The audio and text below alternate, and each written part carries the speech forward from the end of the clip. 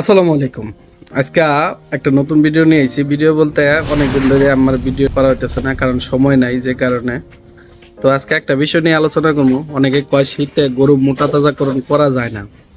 তো আসলে গরু মহিষ যাই বলেন না কেন, সব কিছু শীতে মোটা তাজাকরণ করা যায়, কিন্তু এটার জন্য দরকার এক্সট্রা কেয়ার আর কিছু ব্যবস্থাপনা।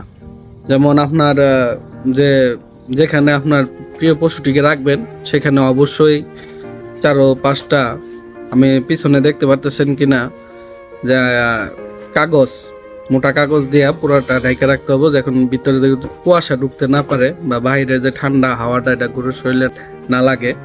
আর একটা জিনিস খেয়াল রাখতে হবে, এটা বেশি বেশি, যেটা ভিতরে একটা লাইটিং এর ব্যবস্থা করে দিতে হবে, যেন ভিতরে ওই যে লাল লাইটগুলো আছে, হলুদ লাইটগুলো, মানে যেগুলো থেকে আমরা হিট পাই, এই টাইপের 200 ওয়াটের বা 100 ওয়াটের একটা লাইট, যেটা দিলে আপনার আরাম পাবো ওই হিটটা পায়া।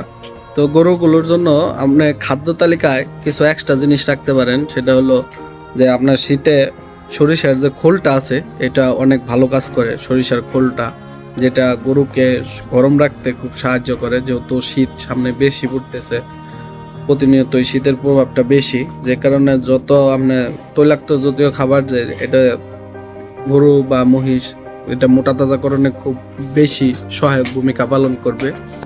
আরেকটা জিনিস, সেটা হলো আপনার গোসলের ক্ষেত্রে অবশ্যই খেয়াল রাখতে হবে ভিতরে সেতে জায়গা, যত তাড়াতাড়ি সম্ভব ঘন গোসল না করায়া দিনে একবার বা নিচের মেঝে ঘন ঘন পরিষ্কার করে দিতে হবে, যাতে মেঝেটা শুকনা থাকে, ভিজা না থাকে।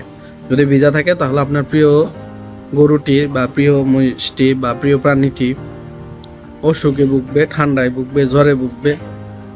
আর সবসময় ঘরে কিছু মেডিসিন, প্রাথমিক মেডিসিন এগুলো রাখতে পারে, যেমন কিছু ঠান্ডার ওষুধ আছে, যেমন ফেনাডিল বা আদার্স কোম্পানির অনেক কিছু আছে, কিছু প্যারাসিটামল আছে, এইচ ব্যাট, বামল ব্যাট, আদার্স অনেক কিছু আছে।